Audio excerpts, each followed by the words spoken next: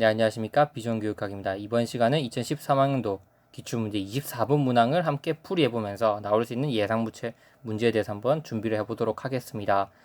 24번 문제는 동기이론이 출제가 되었습니다. 동기이론은 워낙 많은 강사분들께서 또 강조를 하시고 또 우리 교육 심리하는 파트 중에서도 가장 핵심 분야이기 때문에 아마 모르시는 분들은 없을 겁니다.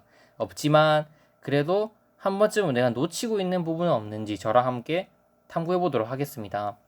그래서 제가 이 교육학 기출 강의를 통해서 예상 문제를 유추하는 거는 일단 여러분들이 어느 정도 교육학을 공부하셨다는 이론을 알고 계신다는 가정하에 진행하기 때문에 뭐 어떤 이론 설명이나 그런 것들이 좀 상세하진 않을 수도 있습니다. 그리고 이걸 통해서 왜냐하면 빠르게 예상 문제를 유추해보는 시간이기 때문이죠. 제가 아직 교육 심리 강의에 올리진 않았지만 교육 심리를 할 때는 이것들보다 훨씬 더 세부적으로 다 하나씩 다 다뤄드릴 겁니다. 앞에서 했던 콜보그도 마찬가지로 하나하나 예시들을 더 찾아보고, 아시겠지만 콜보그는 이제 그 아내가 아팠을 때 약을 사냐 안 사냐 이런 것들을 통해서 이제 도덕적 딜레마에 대한 추론 현상을 나타내 보지 않습니까? 그런 것도 한번 해보고, 콜보그는 어떤 학자고 또 피아제, 비고츠키 이런 학자들은 어떠한 삶을 살았는지 그런 것들도 다 하나하나 살펴보도록 할 겁니다. 하지만 지금 이 강의는 기본적으로 핵심 포인트만 빼내오는 강의이기 때문에 조금은 이론 설명이 부족할 수도 있습니다. 하지만 그래도 나올 수 있는 부분을 최대한 간략화시켜서 빠르게 습득한다 이렇게 생각하시면 될 것 같습니다. 그래서 24번 문항은 이제 가의 상황에 해당하는 동기 유형과 나의 상황에 해당하는 동기 유형을 한번 찾아봐야 된다. 그리고 괜찮다면 여러분들이 하실 수 있다면 이 이론을 보지 않고 아마 유추해보는 것도 아마 도움이 되실 겁니다. 그게 이제 그 소수형 문항을 대비하는 또 하나의 방법이 될 수 있는 거겠죠. 한번 보시면 은미가 이렇게 얘기합니다. 선생님, 처음에는 역사가 재미있어서 열심히 했는데 요즘에 배우는 고려시대 내용은 재미도 없고 너무 어려운 것 같다. 재미가 있어서 열심히 했는데 재미도 없고 어렵다. 그래? 그런데 내가 생각하기로는 잘 하고 있는 것으로 보이는데, 그리고 너는 고고학자가 꿈이잖아. 지금 배우는 내용은 고려시대 내용은 너에게 중요하고 앞으로 도움이 많이 될 거야. 지금 배우는 내용이 너에게 나중에 가치가 있을 거야. 기대 가치 이론에 따라서 최 교사가 은미의 동기를 유발하고 있다 이렇게 볼 수 있는 거죠. 그리고 최 교사와 미영 이렇게 얘기합니다. 최 교사가 미영아, 다음 주에 배울 6단원 주제들이 조금 어렵긴 한데 이 중 어떤 주제를 발표할지 한번 정해서 알려줄래? 6단원 내용이 어려운 것 같아요. 하지만 조금 해볼만 한 것 같아요. 전 6단원 중에서 조선시대 통치체제를 준비해서 발표할 거예요. 최 교사는 미영이가 발표할 수 있는 내용을 선정하게끔 이제 자율성을 주지 않았습니까? 이거는 자기결정성, 대시가 주장한 자기결정성 이론으로 볼 수 있는 거죠.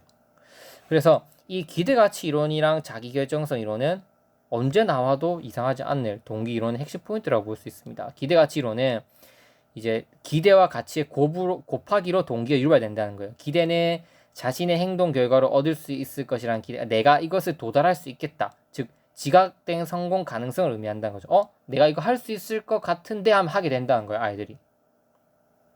여기 보시면 잘하고 있는 것 같은 대로 보인다 이렇게 얘기하잖아요. 그래서 잘하고 있는 것 같은데 이렇게 얘기하는 것 자체가 할 수 있다는 어떤 자신감을 또 불러줄 수 있잖아요. 그래서 기대 이런 거 가치를 둘 다 포함되어 있을 때 이렇게 볼 수도 있을 것 같습니다. 이렇게 보는 게 더 정확할 것 같기도 하고요. 그래서 뭔가 아이들로 하여금 이제 잘 수행할 수 있다는 기대감을 줘야 된다. 그 다음에 가치는 목표나 보상 등의 선택에 의한 결과에 대해서 개인이 느끼는 가치, 그러니까 내가 이 행위를 하고 얻게 되는 이 결과물이 나에게 어떠한 가치를 주느냐, 큰 가치를 주느냐 아니냐에 따라서 그 행위를 할지 말지 결정하게 된다는 거죠. 마찬가지로 제가 유튜브를 찍는 행위가 나에게 어떤 가치가 있는지에 따라서 저는 이 행위를 유튜브 찍는 거를 계속 지속적으로 할지 말지를 결정하게 된다는 거겠죠. 그 가치는 뭐 예를 들면 여러 가지 요소들이 있습니다. 뒤에서 한번 보도록 하겠습니다. 그래서 결국 동기라고 하는 거는 기대와 이 성공 가치, 그러니까 곱으로 형성되는 것이다. 동기화된 행동은 기대와 가치가 모두 존재할 때 나타날 수 있다. 어떤 활동에 대해서 적당한 양의 노력을 하면 성공적으로 수행할 수 있다고 믿을 때, 그리고 활동 또는 활동의 결과가 가치 있다고 믿을 때 사람의 성취 동기가 높아진다. 이렇게 볼 수 있겠죠. 그리고 자기결정성 이론은 뭐에 연관되냐면 인간이 가지고 있는 욕구를 일단 먼저 알아야 돼요. 인간의 어떤 생리적 욕구와 마찬가지로 어떤 욕구를 가지고 있냐면 이제 심리적 욕구를 가지고 있는데 그게 뭐냐면 기본적이고 보편적인 심리적 욕구로 자율성, 유능감, 관계성이라는 이 욕구를 가지고 있는 거예요. 이 세 가지를 만족시켜주면 자기결정성이라는 이 욕구는 더욱 커지게 되면서 이 욕구가 커지면 커질수록 내적 동기가 더 상승하게 됩니다. 왜냐면 여러분 생각해 보세요. 내가 물을 마시고 싶은 욕구가 커졌어요. 그럼 물을 마시려고 하는 행동은 더욱 적극적이 되겠죠. 그러니까 우리가 하는 모든 행동은 욕구에 기초하고 있다고 생각해도 무방합니다. 따지고 보면. 뭐 예를 들면 내가 뭐 잠을 자려고 막 어떤 행동을 막 취하는 행위를 하겠죠. 왜? 잠을 못 자면. 근데 하루 못 잤을 때, 이틀 못 잤을 때, 3일 못 잤을 때는 어떤 행위를 써서 자려고 행위를 할 거 아닙니까? 그러니까 욕구가 커지면 커질수록 그거를 하려고 하는 행동은 더 커질 수밖에 없다는 거예요. 근데 인간은 이렇게 자율성, 유능성, 관계성이라는 욕구를 가지고 있어요. 이 세 가지 욕구는 이 세 가지 그 행위를 만족시켜주면 자기 결정성, 내 스스로 무언가를 하려고 하는 욕구는 더 커지는 거예요. 자율성을 주면 나 혼자 뭘 하려고 하는 욕구는 더 커지고, 그 다음에 내가 잘하고 있다고 생각하면 내가 혼자서 무언가를 결정하려는 욕구는 더 커지고, 관계성을 만족시켜주면 내가 마찬가지로 무언가를 결정해서 하려고 하는 욕구는 더 커지게 되니까 그 욕구가 커짐에 따라서 어떠한 그 자기 결정성 욕구니까 내가 스스로 하려고 하니까 동기는 더 상승할 수밖에 없는 거죠. 내적 동기. 이해되시죠? 그래서 이런 욕구가 커지면 커질수록 어떤 행위를 더욱더 적극적으로 하게 될 수밖에 없다. 그러면 이런 자기 결정성 욕구를 만족시켜주는 하위 요소인 자율성, 유능감, 관계성을 만족시켜준다면 자기 결정성 욕구는 커질 거다. 따라서 이 세 가지를 높여주면 된다. 그래서 일단 자기 결정성 기대가치 이론 먼저 살펴보고 그 다음에 자기 결정성 이론이 대시가 주장한 자율성, 유능감, 관계성에 대해서 한번 살펴보도록 하겠습니다. 그리고 여기 제가 페이지를 번호를 달아놨습니다. 이제 그 페이지 번호가 없어서 불편하시다는 분들 인쇄하실 때 많으셔서 페이지 번호를 달아놨습니다. 저도 이 내용들을 쭉 다 만들어 놓고 강의를 하면 좋겠지만 제가 강의를 하는 게 자료를 어느 정도 일정 부분 만들고 강의를 하다 보니까 이게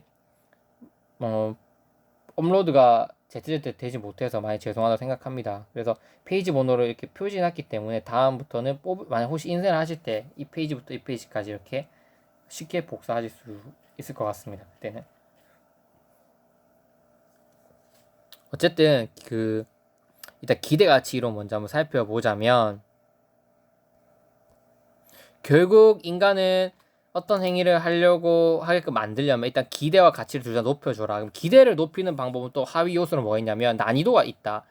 난이도가 일정한 노력 수준을 통해서 달성 가능하다고 느끼는 도전적 과제가 제시될 때 기대감이 높아진다. 난이도가 너무 높으면 학생의 기대감 감소한다. 난이도가 너무 어려우면 학생이 이걸 도달할 수 없다고 느끼기 때문에 기대는 감소해요. 근데 내가 조금 노력하면 저거 도달할 수 있을 것 같은, 즉 도전적 과제가 제시됐을 때 그 정도 수준의 난이도일 때 기대감은 높아진다. 두 번째, 목표가 구체적이고 목표 측면입니다. 목표가 구체적이고 단기적일수록 기대감이 높아진다. 저 목표가 구체적일수록 내가 달성할 수 있을 것 같은데 저거 빠른 시간 안에 도달할 수 있을 것 같다고 느낄 때 동기가 더 커지게 되는 거죠. 기대감, 도달할 수 있을 것 같아. 그래서 이 목표가 구체적이고 단기적이지 못하면 장기적이면 포기하는 경우가 많이 발생할 수밖에 없죠. 왜냐면 지치니까 하다가. 그리고 자기도식, 자아개념, 내가 가지고 있는 능력으로 자아개념 능력으로 이거 자아개념 내가 가지고 있는 능력에 대한 인식인데 긍정적 자아개념을 가질수록 성공에 대한 기대감을 가지게 된다. 그러니까 내 자아개념 자체가 긍정적인지 부정적인지도 중요한 거예요. 난 긍정적으로 낙천적으로 사고하는 사람이에요. 그러면 어떤 행위를 하도 난 할 수 있을 것 같은 느낌이 들거든요. 저는 약간 좀 긍정적인 사람이 좀 속하는 편입니다. 어렸을 때부터 낙천적이라는 소리 많이 들었고 긍정적이라는 소리 많이 들었고 그래서 유튜브도 이렇게 도전하게 된 거죠. 뭐 실패에 대한 두려움이 없으니까 뭐 하게 되면 안 되면 안 되겠지. 그 다음에 뭐 좀 많이 좀 잘 이제 그런 것도 있습니다. 잘 기억을 못하는 면도 있습니다.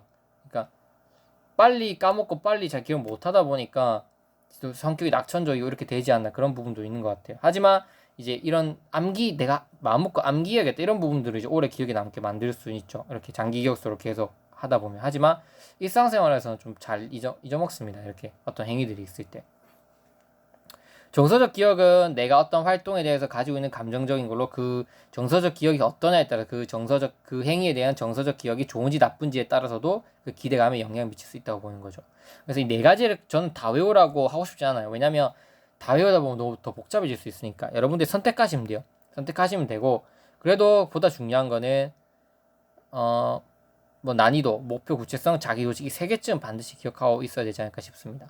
그리고 과제에 대한 가치를 보자면 가치가 높아야겠죠. 그러니까 내가 이 과제가 가치롭다고 느꼈을 때 그 행위를 더 하게 된다는 거죠. 이 활동을 통해서 얻게 되는 어떤 가치가 보람되고 좋다고 느꼈을 때 더 적극적으로 하게 된다는 거예요. 그걸 어떻게 해야 되나? 일단 흥미가 있어야 돼요. 일단 흥미 자체가 있었을 때 그 과제에 대한 가치가 난 높다고 인식하는 거예요. 그래서 그 과제는 흥미롭기 때문에 시행한다고 느끼는 것은 내재적 흥미를 얘기한다. 그래서 중요해야 돼요. 그러니까 내한테 필요하든 안 필요하든 일단 그건 둘째 문제고 일단 중요한 내용이어야 돼요. 일단 내가 인식했을 때 이건 몰라 중요하지 않다라고 느끼게 된다면 그거는 동기가 낮을 수밖에 없어요. 예를 들면 뭐 사람마다 중요하다고 생각하는 기준이 다르겠지만 예를 들면 뭐 신체 건강에 대한 어떤 자료 이런 것들은 반드시 인생 살아가는데 필요하다 이렇게 중요하다고 느끼게 되면 그것을 그 과제에 대한 가치 내가 부여하는 가치는 더 커지게 된다는 거죠. 그 중요성과 효용 가치가 좀 비슷하긴 한데 약간 좀 다를 수 있습니다. 왜냐하면 효용 가치는 없어도 내가 중요하다고 느낄 수 있거든요. 반드시 효용 가치만 있어야만 중요하다고 느끼는 건 아니거든요. 예를 들면 내가 미래 어떤 목표를 달성하는데 얼마나 도움이 되냐 그건 아니더라도 내가 판단했을 때 이거는 그래도 참 중요한 내용인 것 같아. 인생 살면서 꼭 한 번쯤은 우리가 필요한 내용이고 뭔가 중요한 것 같다고 느꼈을 때 그 과제에 대한 가치도 높아진다는 거죠. 효용 가치는 딱 말 그대로 목표 관련성이에요. 아까 여기 나오는 예시와 연관되는 거죠. 여기서 미래 목표를 달성시키는데 이게 얼마나 도움이 되냐 안 되냐 이것만 보는 게 효용 가치인 거예요. 그래서 효용 가치가 높으면 과제에 대한 가치가 높아지겠죠. 비용은 뭐냐면 투입 대비 들어가는 비용이 어느 정도냐. 내가 이것을 도달하려면 그 어느 정도 비용이 많이 들어가냐 적게 들어가냐에 따라서 과제에 대한 가치도 달라진다. 과제에 참여하게 됨으로써 치러야 할 대가로 시간, 감정, 노력이 포함됩니다. 이제 뭐 그 감정적 비용과 물리적 비용으로 나눌 수 있는데 이렇게 비용이 적을수록 비용이 많이 들게 되면 이 과제에 대한 가치는 좀 그 만약에 이러한 비용이 너무 많이 들어가면 어떻게 될까요? 그러니까 비용은 너무 많이 들어가는데 거기에 대비해서 우리가 얻을 수 있는 가치가 만약에 낮다. 그럼 어떻게 될까요? 그 과제 수행에 있어서 획득할 수 있는 가치가 이 비용보다 높다고 인식될 때 이 과제에 대한 가치는 증가한다는 거죠. 그러니까 무슨 말은 쉽게 얘기해서 너무 많은 비용을 투입했는데 얻을 수 있는 거는 1밖에 안 돼요. 그러니까 비용 많이 들어갔는데 얻을 수 있는 게 1밖에 안 된다는 거 딱 인식하는 순간 이거 가치 없는 것 같은데 이렇게 느끼는 거죠. 여러분도 그렇잖아요. 막 진짜 내가 뭐 정의서적 막 이런 거 많이 다 투입했는데 내가 얻게 된 결과물은 가치는 10을 기준으로 했을 때 1, 2밖에 안 돼요. 그러면 하겠습니까?